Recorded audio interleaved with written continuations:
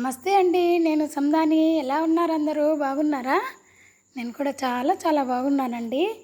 ఈరోజు మీకు నేను మంచి ఐటెం అయితే చూపిస్తున్నాను. ఏంటబ్బా ఈవిడ చపాతీ చూపించి మంచి ఐటెం అని చెప్తుంది అనుకుంటున్నారా? కాదండి, ఇది చాలా చాలా హెల్తీగా ఉండే చపాతీ అండి ఇది.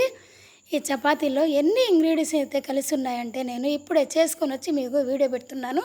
చేతులు కూడా చూడండి ఎలా ఉన్నాయో. ఇవి ఏంటంటే ఈ చపాతీ పిండిలో మనము గోధుమలు, జొన్నలు, రాగులు, సజ్జలు, అనుములు, ఇవి ఈ 5 ఇంగ్రీడియంట్స్ మొత్తం ధాన్యాలన్నీ వేసి నేను మరపట్టించానండి.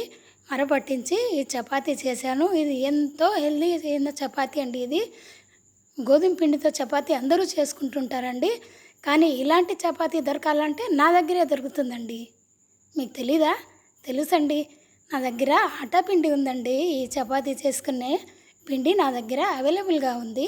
మీకు ఎవరికన్నా కావాలి అనుకుంటే మీరు తీసుకోవచ్చండి. ఈ చపాతీ అయితే హెల్త్కి చాలా చాలా చాలా చాలా మంచిదండి. ఈ చపాతీకి మనం చేయడానికి చాలా కష్టపడని అవసరం లేదండి.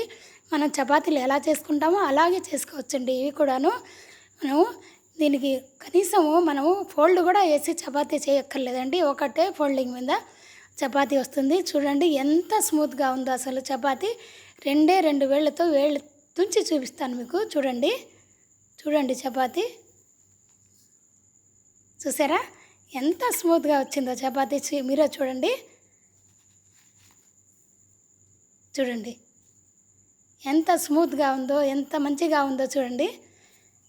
చూడండి ఊరికినే తునిగిపోతుంది చపాతీ పిండి పిండిగా. ఇలాంటి చపాతీ కదండి కావాల్సింది మనకి. ఇంకెందుకు ఆలస్యం? మీరు ఇలాంటి పిండి తీసుకెళ్ళండి నా దగ్గర. హెల్తీగా చపాతీ తినేసేయండి.